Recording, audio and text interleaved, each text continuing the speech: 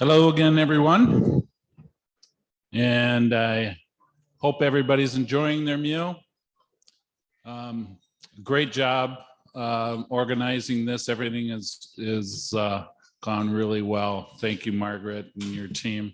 We appreciate how this is all going.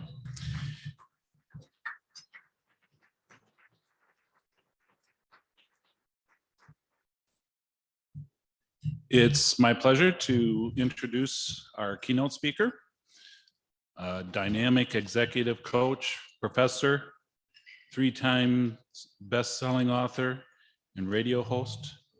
Alonzo Kelly has gained international and global attention as a premier consultant and strategist. Alonzo is recognized as one of the nation's leading experts on leadership development, strategic thinking, planning, and acting, which results in individual and organizational goal achievement.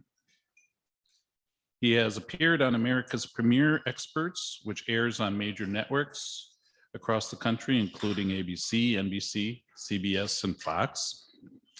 Alonzo has served over 1,000 individuals through personal and professional development, delivered training to a plethora of Fortune 500 companies, colleges, and universities, foreign countries, Netherlands, Belgium, Canada, Guam, nonprofit organizations, and is consistently retained to be the keynote speaker at large and small events across the country.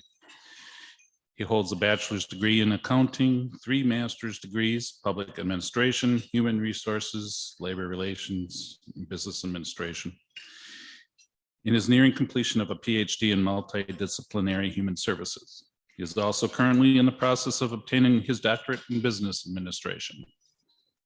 He currently serves on the State Board of Directors for the ACLU, American Civil Liberties Union, National Board of Directors for SENG, supporting emotional needs of the gifted, the Fire and Police Commission for the City of Howard, Board of Directors for Family Services of Brown County in Wisconsin. Please join me in welcoming Alonzo Kelly.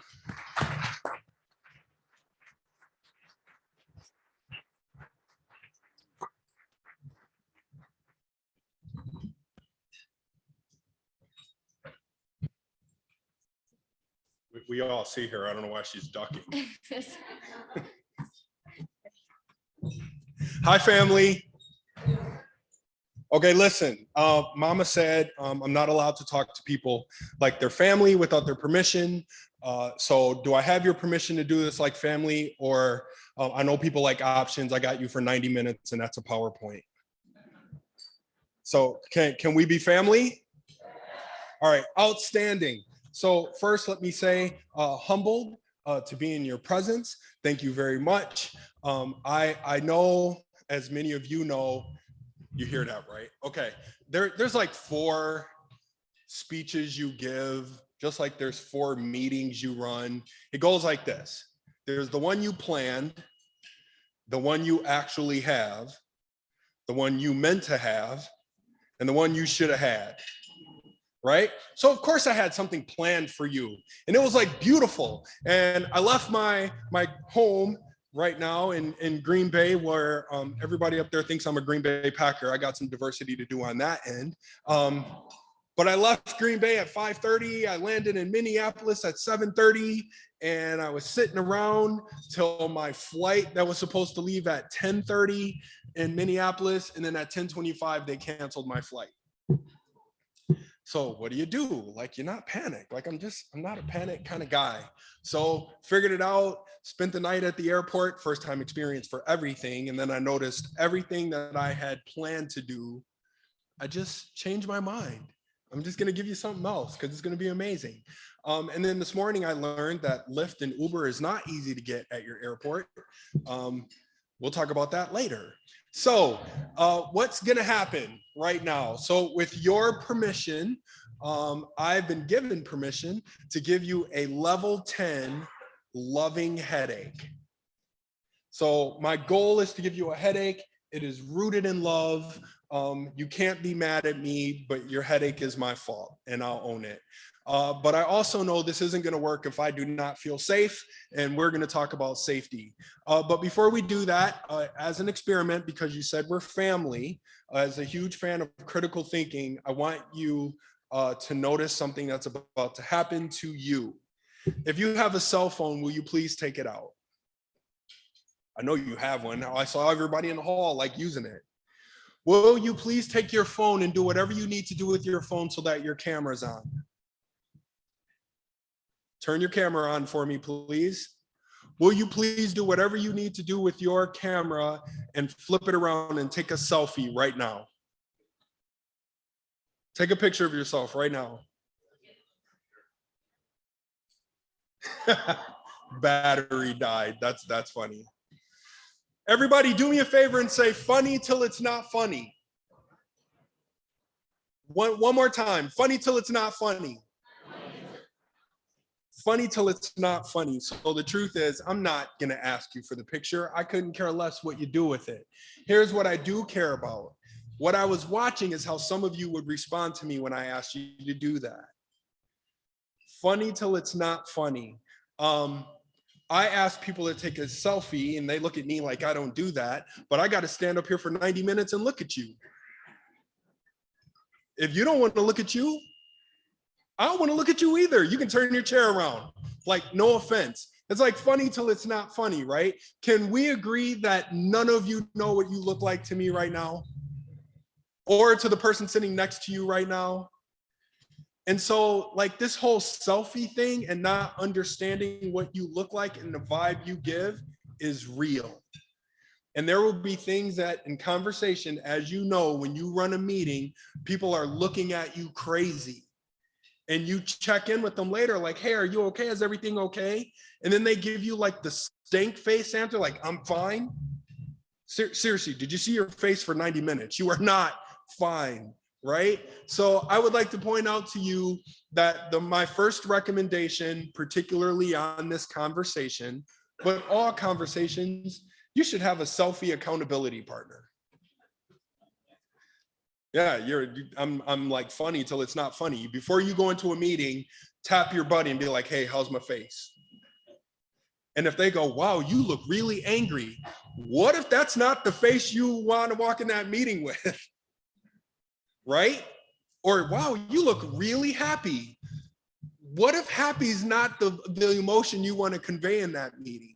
Right? Somebody's got to tell you what you look like. And so just as a heads up, I'm going to be responding to the faces you're making to me, even if you can't see it. So if you're mad at me, I'm going harder. If you're loving me, then I'm still going harder because I love you. Okay.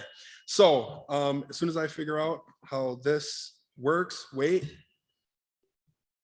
I talked about safety. So here's what I meant by that. I said I do my best work when I feel safe.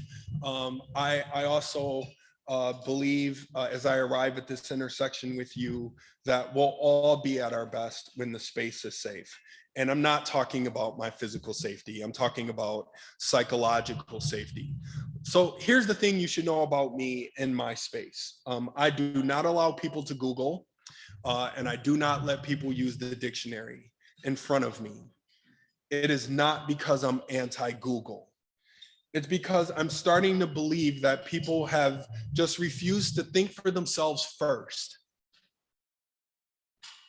I want you to think for yourself first for 90 minutes. And here's what I want you to know.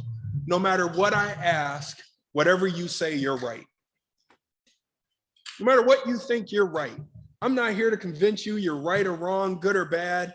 However you arrived at this intersection with me, it is rooted in your lived and learned experience. Whatever you believe is true is true. But here's where safety comes into play. Can we agree that if I asked you for the definition of accountable in this room without Google, I'd get over 100 different definitions, right? I'll give you the definition of accountable if you look it up in Webster, whoever the heck Webster is. If you look it up, it would read, in a position to explain the result or the outcome. That's all it means. In a position to explain it. In my experience, this is the only time I hear it at work with you. You know, Alonzo would get more work done if he held himself more accountable. You know, that team would produce better results if there was more accountability on that team. You know what you did? You weaponized it. The very thing you want me to be has now been used as a weapon against me. I did a little recon on some of you in the room because that's what I do. I found the word accountable all over your stuff. It's on your website, it's on your job posting, it's in your job descriptions, it's in your mission, your vision. It's the word accountable is everywhere. So really quick, since this room is the best of the best, by show of hands, how many of you have ever received the Most Accountable Employee Award? How many of you know somebody that has received the Most Accountable Employee Award? How many of you have ever even heard of the Most Accountable Employee Award? But I bet you're holding people accountable at work. I bet you're saying to people, I need you to be more accountable. You see what you did? You weaponized it. And that's not safe. So here's what it means for me. And all of this is a build up to this conversation. You're going to walk in a room and you're going to say, hey, Alonzo, can you this isn't what we wanted. And so what I'm going to say is, this is what I understood you wanted. And so I acted on that. It turns out that was not what you wanted. And it led to this. Here's what I learned from that. And this is how I'll prevent that in the future. You going to give a brother a plaque for that, or you sending me to HR? Because if you send me to HR, guess what I'm never going to be again? Accountable. In a position to explain it. So in this space, in this particular conversation, what I ask is, if you say it, you have to be able to explain it. And if you are not comfortable explaining it, then keep it to yourself, because then safety's gone. Make sense? You ever been in a space where people get to say whatever the heck they want and nobody asks them to explain it? That's how safety's gone. And I could do that for all four of these words, and I won't. Let's just say that my understanding of the concept of courage is it's safe for me to share with you my experience and understanding on this topic. And when we're done, we'll still be family.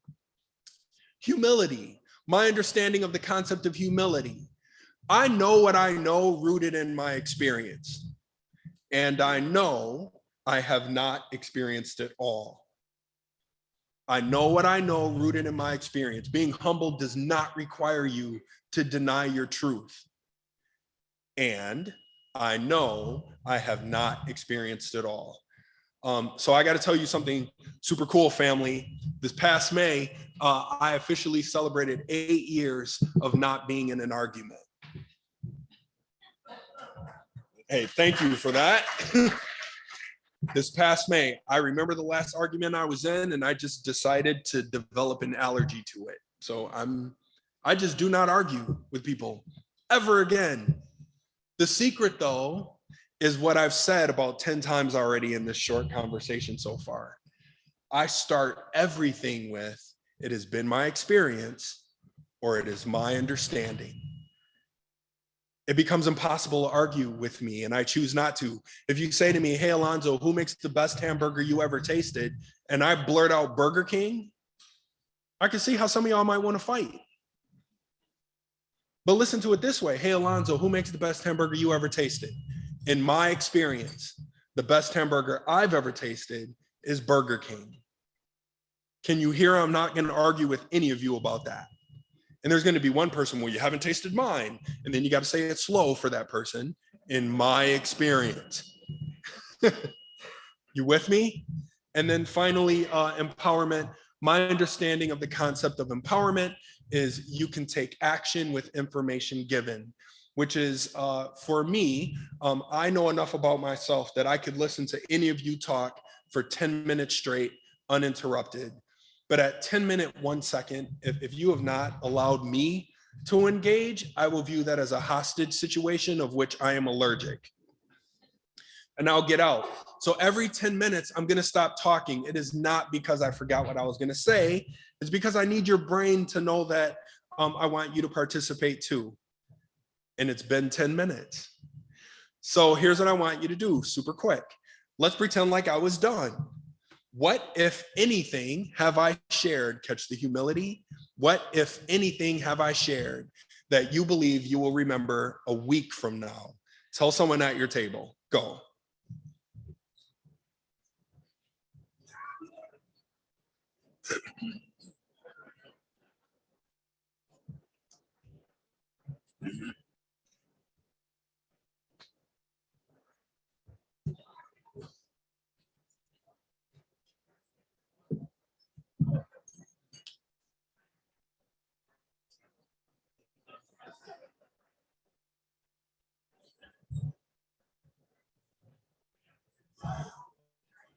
All right, family.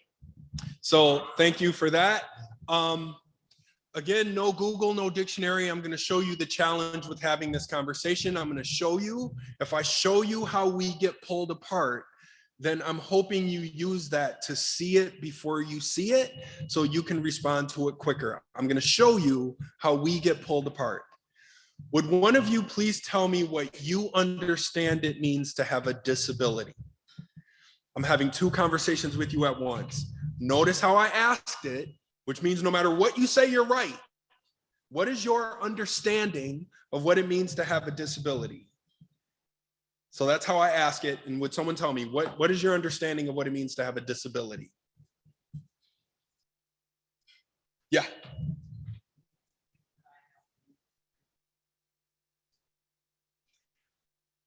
All the things that you have to do in comparison to me, I might have to do differently, which means then, according to what you understand, I would have a disability, correct? Okay. One more person. What is your understanding of what it means? Yes.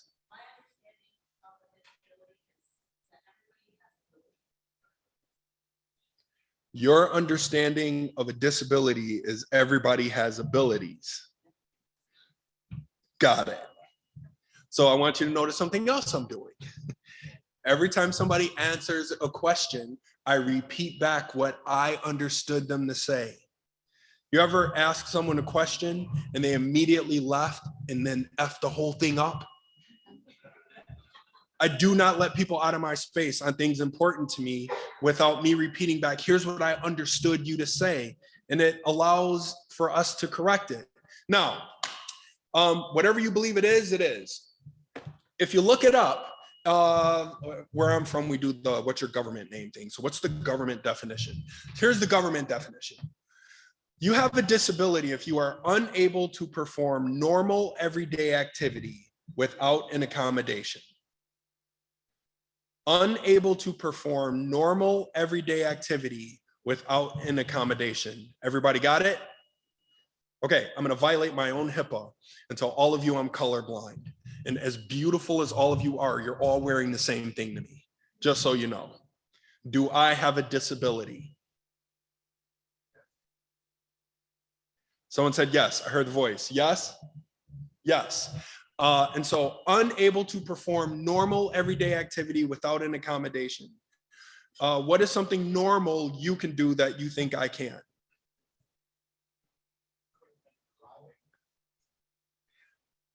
So the answer was it could affect my driving. I do have a driver's license, not a felon. There are no accommodations for colorblind drivers, none. Top means stop. Top means stop, and all of our signs are shapes.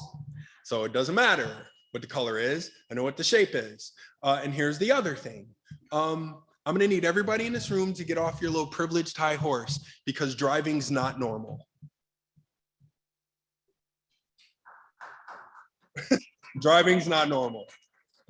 There are way more people you should know that do not drive than people who drive. That's not normal. So I am doing something abnormal. Anybody else? Can you name something normal that you can do that you think I cannot? Yes.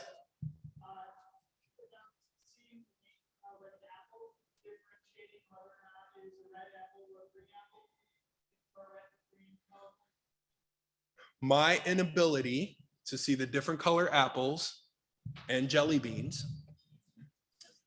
is not a normal activity. That's not normal. You want me to come visit you up here in a couple of weeks to see the pretty leaves changing colors? I'll do it. Stupid things look like that all year to me, but I won't ruin your joy. Yeah. What about like picking out clothes?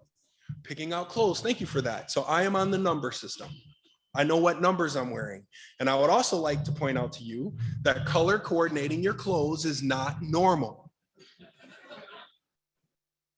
You match your clothes for each other. You could walk out tomorrow mismatched and be just as effective in your job. The color of your clothes do not change that. Family, this is what I'm pointing out to you. Each of us arrived at this conversation with our own understanding of what it means to have a disability. And then you'll respond to what it is you believe a disability is. That is not my world. And that's how we get pulled apart. And so what I allow is for everybody to be right and for you to accept that how you see it is incomplete. Make sense? You are right and it's incomplete. Make sense? So yes, I can join the military. You do not want me on the bomb squad. I will never be an electrician. That's not normal. I will never be an airline pilot. That is also not normal. You with me? So I do not get to file for disability because everything normal you can do, I can do. And if you missed it, my first degree is in accounting, and it's my understanding that red numbers are bad. So a brother knows his accounting, right? Okay. I also want to point out to you that there are 6 different ways to learn. I am hoping that somehow this gets deployed to all of you later. I snuck some things in here for you to hold on to. Please keep in mind that we do not all learn the same way. So especially on highly charged conversations, for some of us, you could say it and we got it. Some of us, you got to let us read it and we got it. I will also make sure to give some special love to role play and quote the immortal philosopher Mike Tyson. Mike Tyson said, everybody's got a plan until they get punched in the face. I could give you all the tips and tricks and clever phrases you want. I got them for days, and none of that will matter if I do not put you in a position to practice it, to use it. So as you're leading your meetings and having these conversations, please keep in mind that some of us need to actually do it. Put me in a position to actually do it. So I would like to reintroduce myself, and I'm a big fan of new words, and I'm going to teach everybody a new word. So here's how I'm going to reintroduce myself. I'm a Black dude from Detroit, raised in rural Wisconsin. Well, why did I point out the Black dude part? Well, first, somewhere there's a memo. I've never read it. I do not know the author, who said that it's affectionate to tell a person of color you don't see color. Since I allow everybody to be right, if you missed it, I'm Black. And for me, if you say you do not see me, it is an attempt to deny my humanity. I am not recommending you walk around and go, ooh, Black guy. That's not what I'm saying. What I'm saying is we got so caught up in some of these cutesy phrases like we're all in this together. You know who else said that? Everybody on the Titanic. Can we agree everybody on the Titanic was not having the same experience? If you have gotten to the point where you can no longer see, I may not be having the same experience, that is an attempt to deny my humanity. That's what it feels like to me. Today's new word is nigrescence. Nigrescence. My learning style is visual, so I'm going to explain it the way that I learn. Will you please use your imagination and imagine that in this bottle is pure black paint. Can you see it? Say yes. Thank you. It's pure black paint. And I set it down away from the computer, and somebody walks by and they pour a teaspoon of white paint in here. Can we agree this is no longer pure black? So in a chemistry lab, I'd put it in a machine. It would spin it super fast. It would spin it so fast that it would actually pull the white out. That process is called nigressing. With me? It's nigressing. In 1971, Dr. William Cross asked the question. He asked, can people do that? Can people nigress? Well, the only story I know the most about that's true is my own. So I'm going to put all my business out in the street because you said we're family. And then I'm going to ask you, can I digress? So I spent the first 10 years of my life in 9 different foster homes. This isn't Oprah. I have an awesome story. Okay. But I do want you to know that 8 of the 9 families were white. Let's put 8 cups of white in this cup. Cool. I failed first grade. I have no idea, family, what you got to not know in the first grade to do it again, but apparently I achieved it. And so they asked me to do it again, and Mama said no. Mama had me pulled from Detroit public school system, had me bused to the next nearest private school, but Mama never read the fine print. You had to be Catholic, and you had to speak Polish. That look on your face right now is cognitive dissonance. My second language is Polish, okay? So let's put 8 years of Polish in this cup. You with me? The coolest man in my life was Father Stan. I wanted to be Father Stan so bad. I left Detroit at 13 and went to an all-boys boarding seminary to become a priest. So I left everything I knew and loved to go see my cow for the first time at the age of 14. How many Black Polish-speaking priests do you know from the hood? Okay, so let's put 4 more years of that in here. I was offered a basketball scholarship at a small liberal arts college, where, as the universe would have it, I was the only Black kid on campus for 2 years. Okay, there's a crucial conversation trick where when you're stuck, they say you step out of it and find mutual purpose. So let's step out of this story just for 1 second. You ever notice people say a word twice as if saying it twice is a whole new degree of it? I mean, like, think about the weather. I mean, like, it's hot, but it's not like hot. Before lunch, you were hungry, but you weren't like hungry, right? You had a long day. Your friend says, let's go for a walk. You say, how far? And they go, well, far, but not like far. How far is far? How hungry is hungry, right? Remember how I said funny till it's not funny? I'll let you decide for yourself when what I'm doing right now is no longer funny, okay? Hot, hungry, far. I mean, she's smart, but she's not like smart. What is smart? I mean, she's pregnant, but she's not like pregnant. What is pregnant? I go back to Detroit. Let's step back in the story. I've been gone now for a while. I've got 16 cups of white in this bottle. When I went back to Detroit, was I received the same way I left? No, right? And I have all kinds of new nicknames. White boy, sellout, Uncle Tom. Why you talk like that? Why you dress like that? You eat what now? I left Detroit listening to Run DMC and EPMD. I went back to Detroit listening to Guns N' Roses and Metallica. You don't listen to Guns N' Roses in the hood. You just don't, right? And I say, well, why would you treat me like that? And they go, well, Zoe, you Black, but you ain't. So I'm going to give this back to you at your table. I am now no longer pure Black. Can I digress? Can I pull out 8 white families, 8 years of Polish, 4 years of seminary, 4 years of undergrad to return to the state of Black? What do you say at your table? I'm going to give it back to you real quick. What do you think?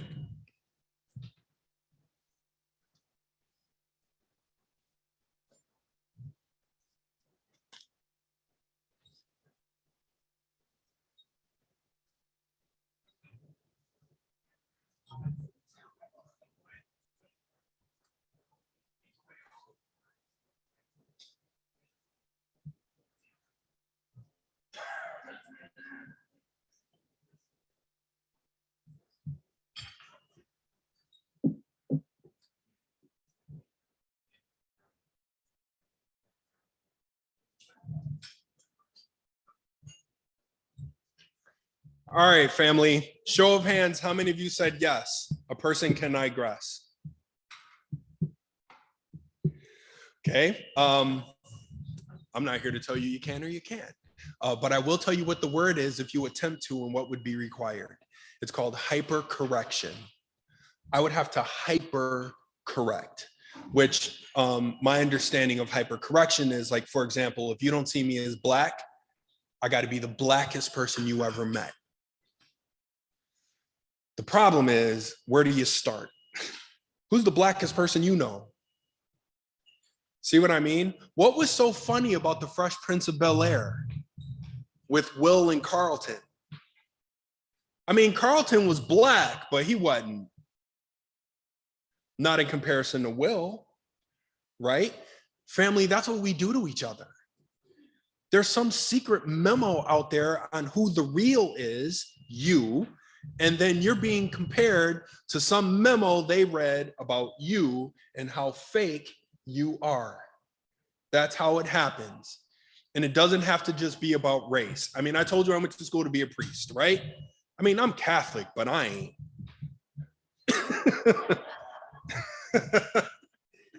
Right? You could be Republican, but not like Republican. I'm liberal, but not like, right? We all do that, and we lost that memo. So to close this out, I'm the pettiest person you ever met. If you tell me I'm not smart enough to pass first grade, I'm going to graduate from college 7 times, because that's just how I am. As a matter of making a personal connection with you, I did share it with one other person here. When Detroit filed for bankruptcy, I bought my neighborhood. So I own 63 houses in Detroit. I only rent to single moms with a son. Every month she pays rent. I take 2/3 of it. I put it in a trust in her son's name. When he gives me a copy of his high school diploma, I give him his mama's rent money back to go to college. It's important to me that he always says his mama did that, right? Now that we had our Oprah moment, here's what's in the lease agreement. Okay, hold that applause. Here's what's in the lease.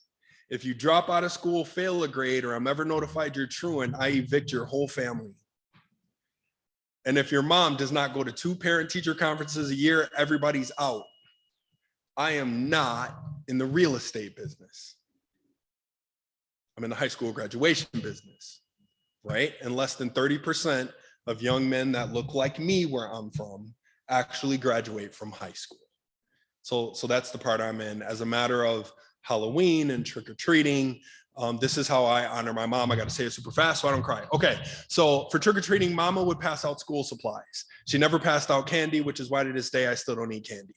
So you would ring our doorbell. That's hilarious. You would knock on our door, and a kid would be there, and mama would look at a kid and she'd be like, "You look like you need a book," and then like put a book in his bag and pen and papers, and that's what she would do. So that's how I honor her.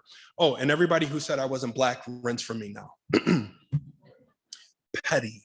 I am a father, but not of the priest variety. Live in Green Bay with my family, which includes 3 children, a daughter named Trinity. I went to the seminary, act surprised. Son named Mondise and a 3-year-old named Jarrell. Where are my DC Comics fans? Who's Jarrell? Superman's dad. You make a baby at 43, you get a Superman name, bro. 47. Okay. I've been doing this for 12 years and I'm absolutely confused on why we treat one another the way that we do. It's my life mission. If you find me publicly, you'll see hashtag Black Bruce Wayne because Batman wears a leotard and I'm not that pretty. Okay. Here's an image for you because I'm a visual learner. If you forget how to explain nigrescence, you can use this picture. If you show this picture to some kids and say, I can find this thing in the wild, in the circus, and in the zoo. Which one is the real one? What are most kids gonna say? One in the wild, right? Well, what about the one in the zoo? Well, I mean, it's a lion, but it's not like that fake lion mauled the zookeeper, right? You see what I'm saying? So right away at birth, kids start doing this, what's real based on where you're from and where you live and who you were raised by and what your diet is and how tough you are. All of a sudden, based on your circumstance and geography, you're no longer real. You with me? Can we agree that there are Black people everywhere? Can we agree on that? Right? Can we agree there's some random Black dude walking around North Dakota right now? Right? And you know what people in Chicago are saying about him? I mean, he Black, but right? Maybe it's not just about race anymore, but more about culture and where I feel like I fit and where I feel like I belong. Where do I belong? Which is the pressure I put on you for spaces to create. So real quick, is there anything you'd like to hold me accountable for saying in a non-weaponized way? I said it, I should have to explain it. Are we good? Still family? Okay. I like to spend most of my time thinking about how do I change this so our kids do not mimic our behavior. The truth is, what you think does not keep me up at night. It's what our kids think. So I'm always thinking about what are they thinking about. So I put this game of Monopoly up, one, because it's like the coolest game ever invented.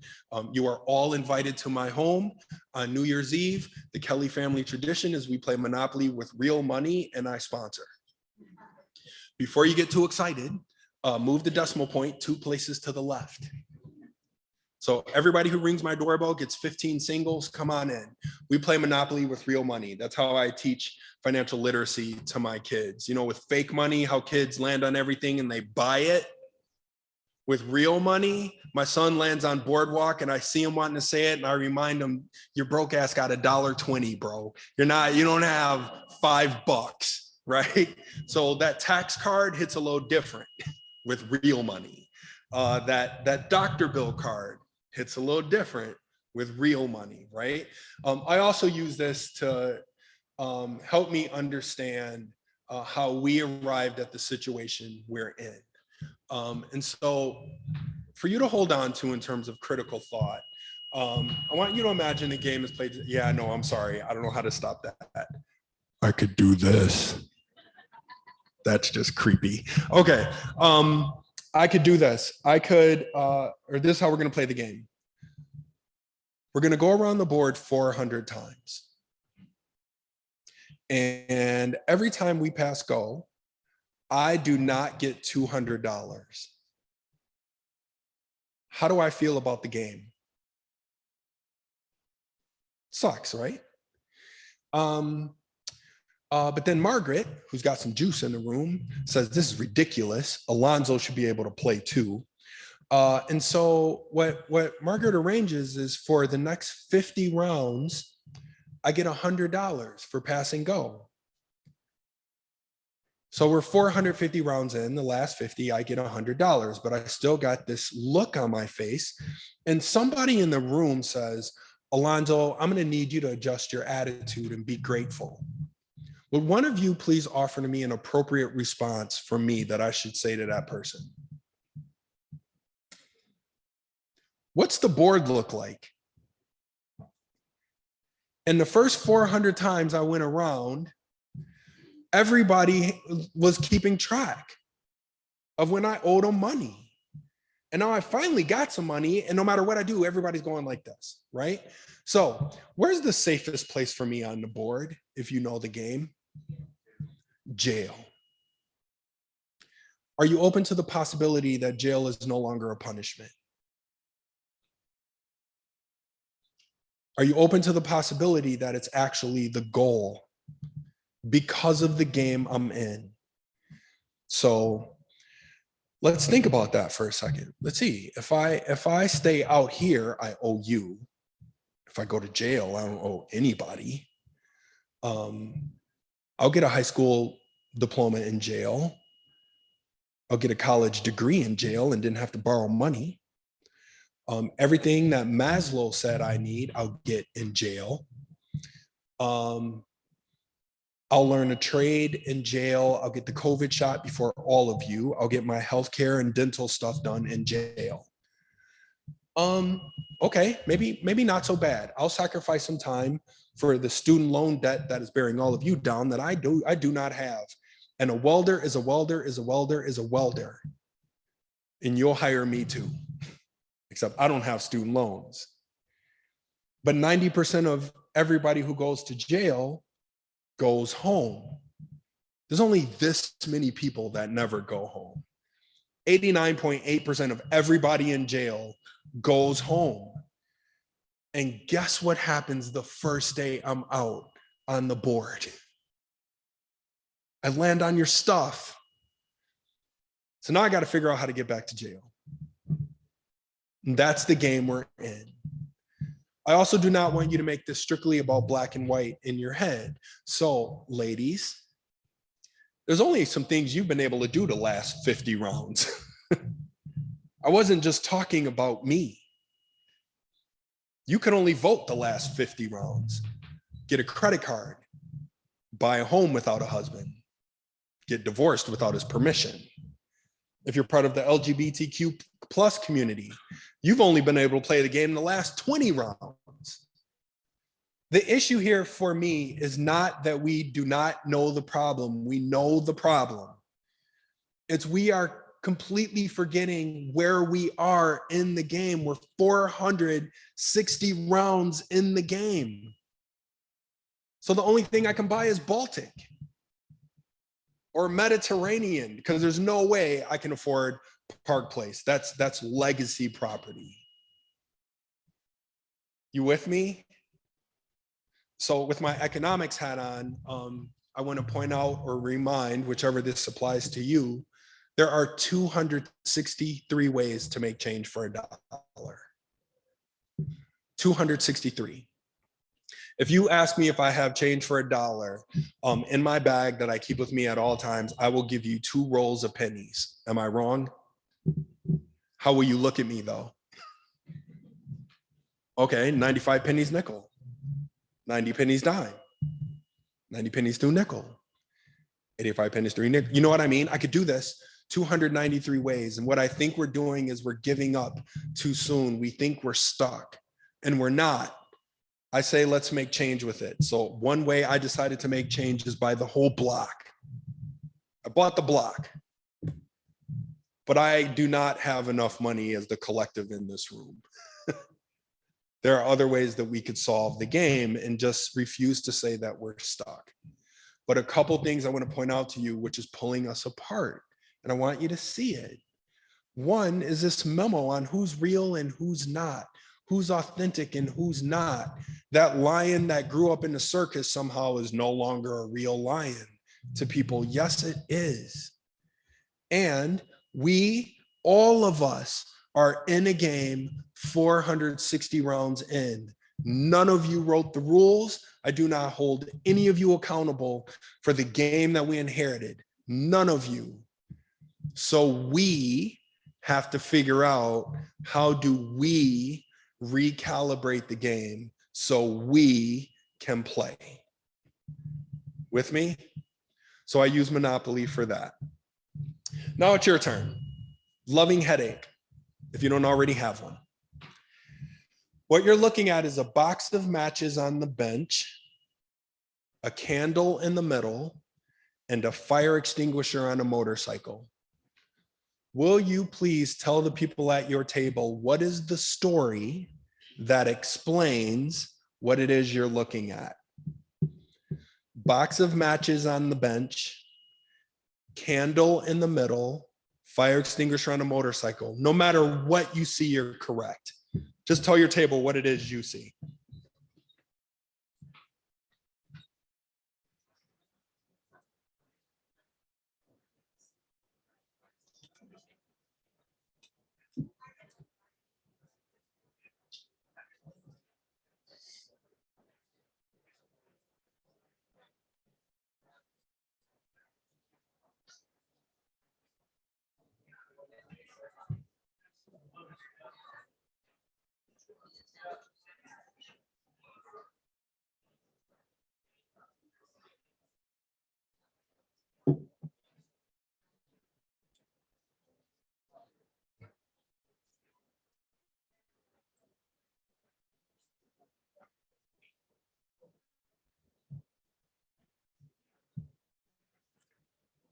All right, family. Somebody get us started. Somebody get us started on a story. What's your story? Anybody? Yes.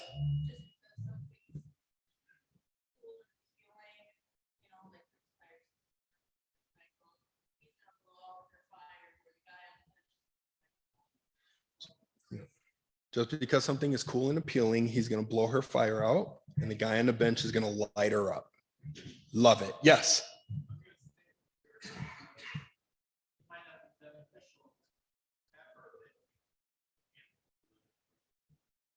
It might not be beneficial to have her lit because she's a candle. Minor detail. Yeah, love it. Love it. I see that. Yeah.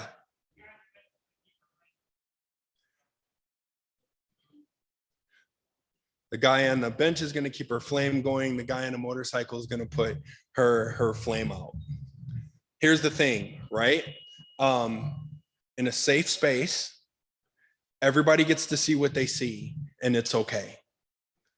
With your permission, can I tell you what I see? I see a father, a daughter, and a boyfriend. Now, if our relationship is cool, you could see it. I also want you to notice just how fast you filled in the details. Which one do you think I was talking about as dad? I never said. No, but notice I never said. And your brain then started filling in details. So somebody makes a comment, and then you quickly start filling in what it is you believe they meant. And that's why the conversation is important. So I never said, right? And then to your point, what happens if you leave a candle lit forever? Why is motorcycle dude always bad guy? Right?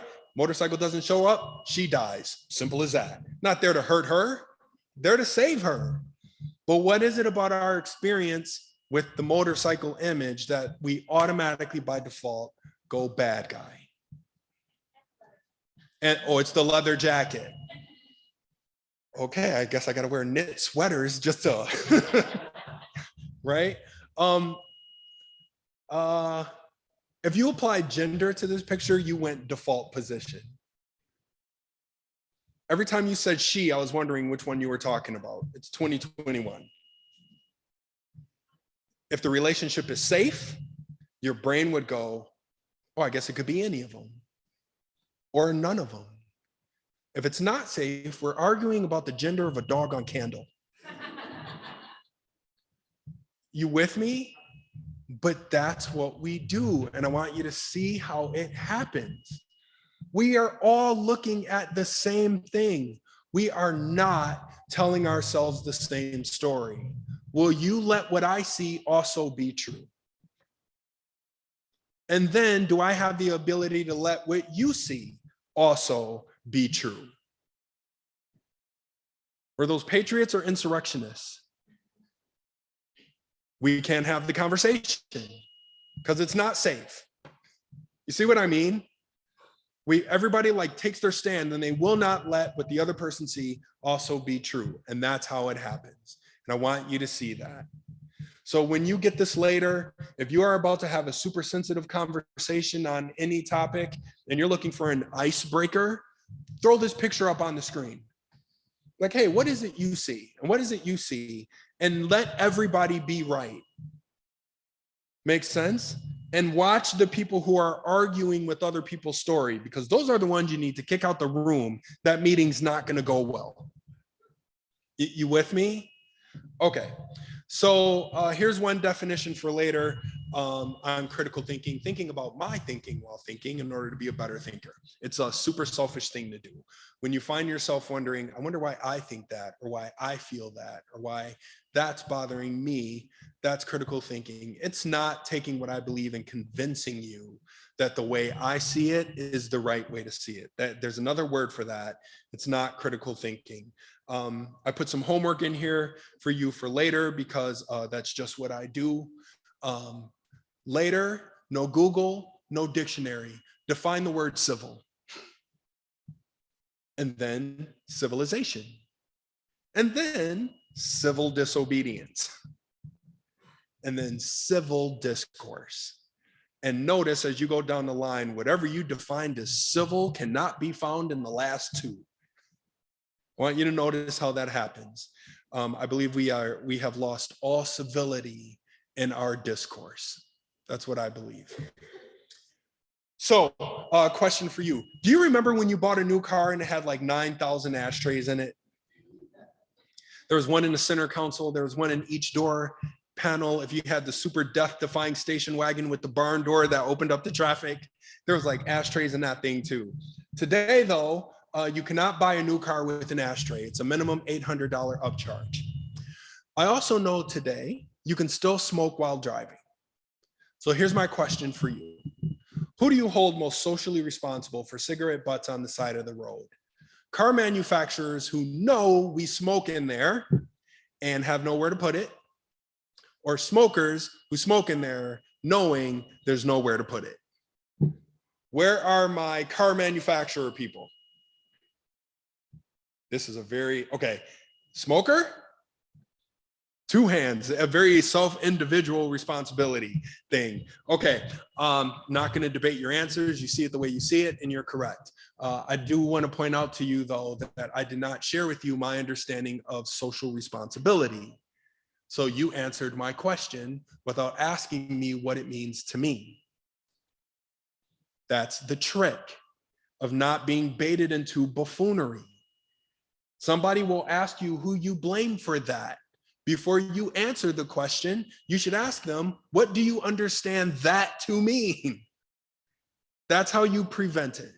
That's how you prevent it and have the conversation. Here's another one for you. So in my community in Howard, Wisconsin, we have no garbage cans at our parks, none. There are pretty signs though that say if you bring it with you, take it with you. So no, I'm not going to give you the definition, but I do have a question. Who do you hold accountable for garbage all over our parks every doggone morning? Leadership for removing the garbage cans or patrons who can't seem to follow the rules? Where are my leadership people? Where are my patron people? Okay, new question. Who would not be able to follow this rule even if they wanted to? So we heard raccoons being offered earlier. Is there anyone else that cannot follow this rule even if they wanted to? Huh?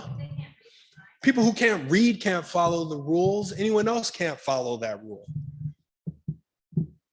Here's a softball. Who can't follow the rules written in English? You with me? If somebody in the room can ask the question, who would not be able to do this the way we want them to, that is the start to creating a place where everybody feels they belong. But somebody's got to ask it. Let's not make this weird. Can we agree families use your services to get to the park, right? And some of these families have babies and babies poop their diapers. Where are they supposed to put that thing at the park? Are we really telling people you and your baby and your shitty diaper, get back on the bus and go home? No, right? But this is what it sounds like and what it feels like. If you can't follow the rules, don't come here. Well, now we've created a park for us and them, whoever you define as us and them. Not everybody feels like we want them there because they can't do what everybody else can do. This is my understanding of the concept of adverse impact. As the result of a rule rooted in something pure and good, it is nonetheless having an unintended negative impact on a particular group of people. I do not believe leadership removed the garbage cans to keep people out. And as a result of removing the garbage cans, there are people who feel like they do not belong there. I have no issue with this rule. I drive to the park. That rule doesn't bother me one bit. I can speak English, I can read English, and I drove. Not everybody has that privilege. Make sense? So whatever you're thinking about policies and rules and procedures and regulations. I am not saying there's anything wrong with them. In fact, they're perfect. And I'm asking, as your brother, somebody ask the question, is there anybody who would not be able to do what it is we need them to do? And then how do you account for that? Make sense? Okay, consisting with my visuals, is there anybody that doesn't see that black sheep right there? Okay, you're all banned from saying I don't see color. Moving on. Okay, I said a few times as I arrive at this intersection with you, here's what I mean by that. Our lived experience, we all say it like, where are you from, right? Where you're from, your learned experience, what have you adopted as your truth through maturity, not your age? What have you been taught, teacher, counselor, priest, parent, whatever? And then emotional intelligence. Understanding your emotions, how you respond to them, the ability to read the room, and then appropriately responding to the room. So my background is in pediatrics, and I've just never been a fan of how we give kids flu shots. It just seems like such a violent assault to me. So what you do is you get a kid to laugh and they're relaxed, and then they trust you, and then it's safe. And then they look away, and then it's like, boom. And the kid's like, wait, what? Like, I've just never been a fan of that. So I am about to give you a shot. I do not want to assault you.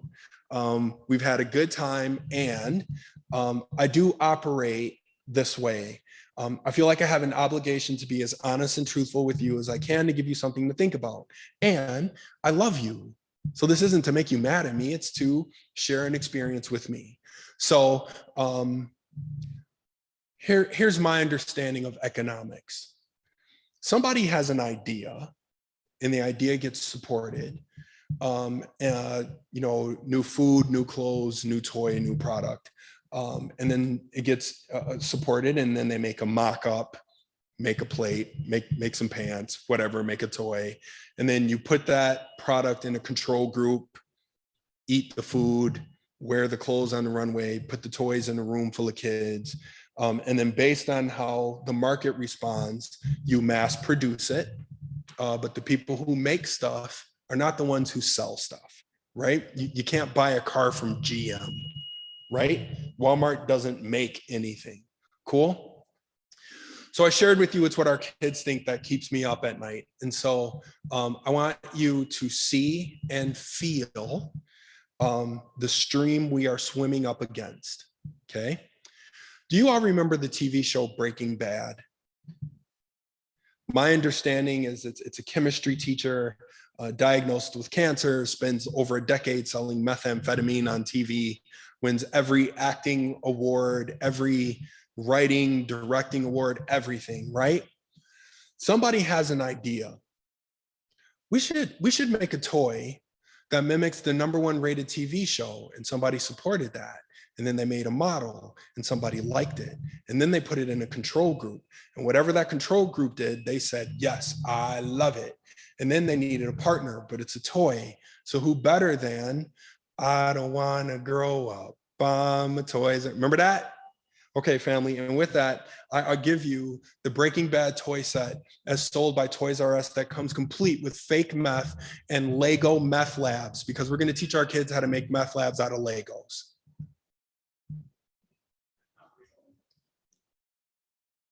My brother said that's not real. Oh, how I wish it weren't. I'm being so nice to you right now, because when class is over and you can Google, remember, this was on for over a decade. Everything about Breaking Bad is a toy. Toys R Us said, yes, between Ken and Barbie and the baby registry, you can have an entire aisle devoted to selling meth. What if my kids don't know that that's a TV show? My kids have no idea that that's a TV show. So what are we telling them? Now, just like the candle picture, in the spirit of funny till it's not funny, Remember how we're all looking at the same thing? We're not telling ourselves the same story. I want you to see how we're pulled apart. Can I tell you what it is I see? Can we agree that Breaking Bad is not the first drug dealing TV show? Have you ever seen a black teenage toy with a fake bag of weed and a Lincoln Log trap house sold at Toys R Us? Why not? What is society saying to me? See what I'm saying? If you're white and wear khakis and you sell meth, I mean, I can deal with that. But Alonzo, I'm not ready to play weed dealer yet. Really? And that's how we get pulled apart. And that's how I look at you and you look at me. And then I'm like, well, you have this privilege thing. And it gets pulled apart. And all of us are going to argue that until we're blue in the face. And the truth is, I could care less what you think. I do care, though, what your kids think. And what are we telling our kids? With your permission, can I tell you something else I see? If you get hooked on meth, you get to go to the clinic. You get hooked on crack, that's a lifetime prison sentence. Now, what does that disparity look like? You with me? But okay, somebody in the universe heard me and they agreed that this is BS. And so they offered me a consolation prize. Everybody ready? How about a pirate ship that comes complete with black characters and instructions on how to shackle them to the boat? How you play that?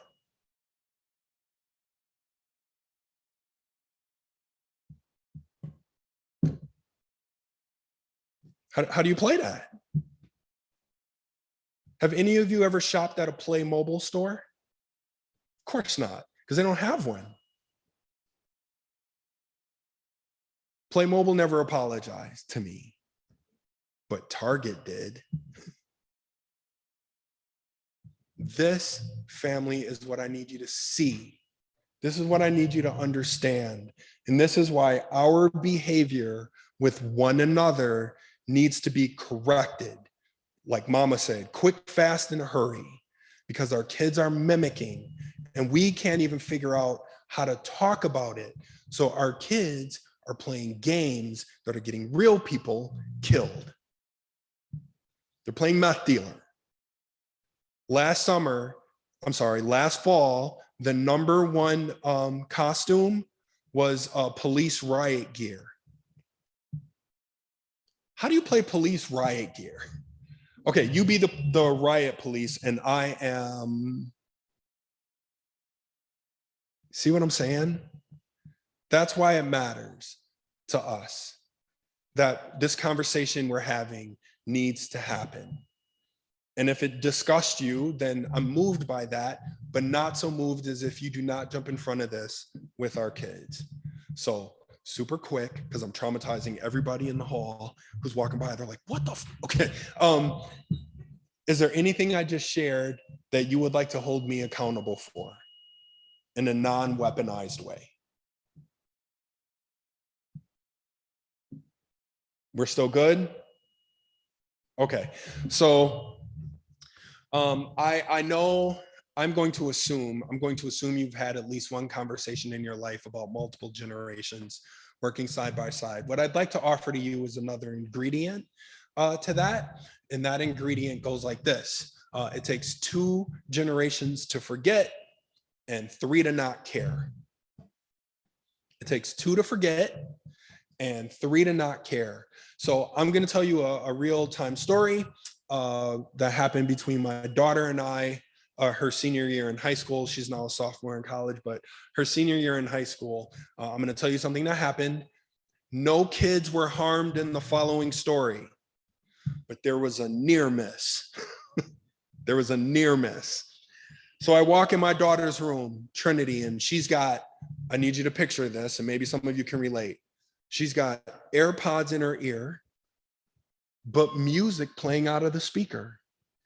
She's got her phone out and her iPad out, and she's writing on paper. I don't know what she's doing. And so I flag her down. Trinity, what are you doing? Says, Dad, I'm doing my homework. I said, Trinity, you can't do your homework like that. She said, no, Dad, you can't. You heard me say near miss, right? There was a near miss. And then I thought about it. She's right. I can't do my homework like that. The closest I come to that, whatever that was happening that I saw in terms of distraction and focus, the closest I came to that was my math book out and my paper and number 2 pencil and my Commodore 64 sitting over there with the big joystick calling my name and the sound of a basketball out the window. That's as close as I come to that. Our kids today, though, have about 90 things going at the same time. And you know what? They're doing it. They are actually doing it. So when my daughter is in the presence of her great grandma and her great grandma says things like, you kids don't care about nothing, I quick jump to my daughter's defense. You're right. Not the stuff you care about. So let's do this in terms of history. My grandma, who I kept saying mom, so mama is my grandma. So mama was born in 1929. Can we agree she studied World War II? Who then gave birth to my mother in 1950. Can we agree my mother studied World War II, but not like her mom, because she had her own, Vietnam. I was born in 74. Yes, I studied World War II. Can we agree not like my grandma? Because I had my own, Operation Desert Storm. And now my generation has kids, and I looked in her history book, and World War II gets an honorable mention. But guess what's 15 pages? September 11th. Can we agree that my generation's kids are starting to seriously not care about what their great grandparents cared about? And that's okay. And that's okay. It's not a problem until we start judging your generation and my generation and that generation. And what I'm offering to you, like 293, is there is another way to look at this. What if everybody's right? So how do we figure out a way to talk about it?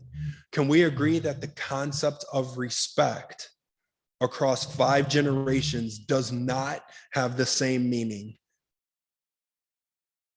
It does not mean the same thing. Can we agree that the concept of hard work ethic does not mean the same thing? And everybody understands it rooted in their own generation's definition. But you get my daughter next to people my age or my parents' age, and they will say, these kids don't want to work. Yeah, they do, just not like you. Not like you.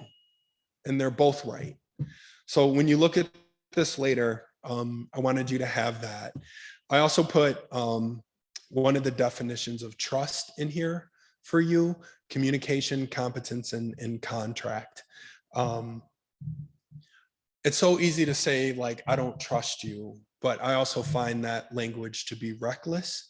I think that we should further define it and be more explicit in what it is we're talking about. So if I say I don't trust you, then I should be held accountable for in what area.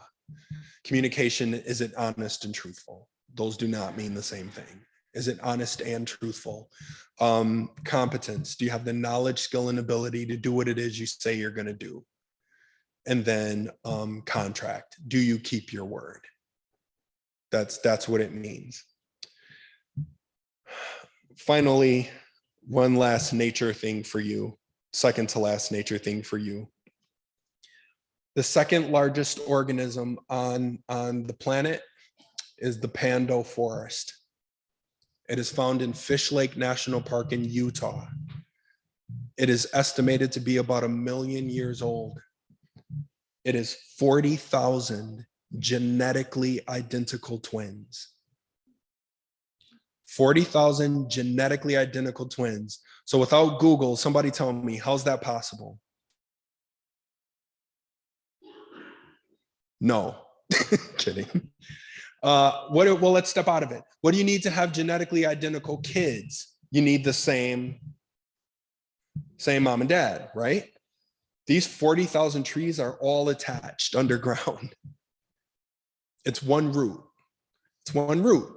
So I use this to help me understand something about us and our organizational cultures. And this room, to me, is the Pando forest. And I'll tell you why. Can we agree that the ecosystem at the top of a mountain is different than the ecosystem in the middle and the ecosystem at the bottom? And that's okay. But the trees at the top can't decide, you know, I think today I'm going to be a birch. Doesn't work like that. And the trees at the bottom can't decide, you know, water sucks, we're just going to drink Kool-Aid. It doesn't work like that, right? The minute you forget you're attached is the minute you kill the forest. We have to remember we're attached underground, and what you do over there does affect what happens to you over here. If it's going to bug you what number one is, because this is second, number one is a mushroom thingy out in Oregon. If you step on it over here, it feels it like 40 miles away because they're all attached. Okay. That bottom right picture is a warning. I would say the planet would be perfect, but for us. That's how I arrive here with you. It's us. We decided in all of our genius that we wanted to enjoy the Pando forest. So we cut a road through it. What do you do to a forest if you lay a road through it? What do you got to cut? Yeah. There's no bird or bee. There's no seed that's going to replace that. Mother Root has to do that. And every time she pushes up a bud, something eats it. So we killed it. We cut a road through it. We've cut roads through our organizations. We've cut roads through our neighborhoods. We've cut roads through our relationships. We've cut roads through our community, both literal and metaphorical, right? We can't keep cutting roads, family, because we're not pushing up what it is we need to push up. So I'm always reminding people, if you do this and that works for you, is there anyone else who feels it? Somebody's got to ask the question. Put another fun picture in here for you for homework for later. What's the story? What is it you see? Critical thinking exercise. And my parting shot, Mama said, always drink upstream from the herd. She's no longer here, and it took me forever to understand that, but I believe I understand it now. You are not required to live off of the information and experiences of the group. I would recommend you go upstream, have your own experiences, read your own book, have your own understanding, and then come back to the group. I'm not saying isolate yourself, but we all know what those zebra are doing in that water.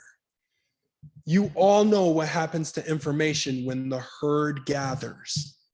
You do not have to live off that. And with that, I am honored to be in your presence. I appreciate you keeping it safe for me. Is there anything you'd like to hold me accountable for, since I'm the one who said it?